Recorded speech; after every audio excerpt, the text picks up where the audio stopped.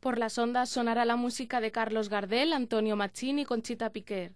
Las cuñas publicitarias anunciarán productos de los años 40 y 50, y ante el micrófono aparecerán voces más antiguas que la propia radio.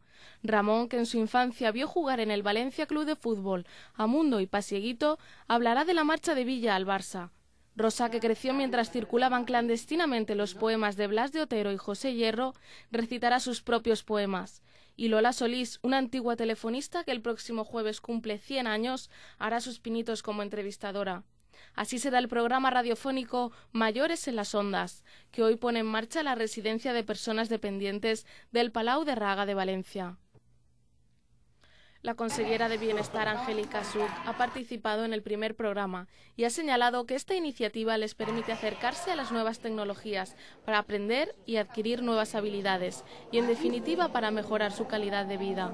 En este caso son ellos los que realizan este programa de radio, los que preguntan sobre lo que les interesa y que al mismo tiempo supone el que a escucharse en otras residencias están al mismo tiempo trabajando también en una implicación entre los programas que se trasladan en las distintas residencias que los ponen en funcionamiento. El programa radiofónico tendrá una duración de entre 60 y 80 minutos, con una frecuencia quincenal.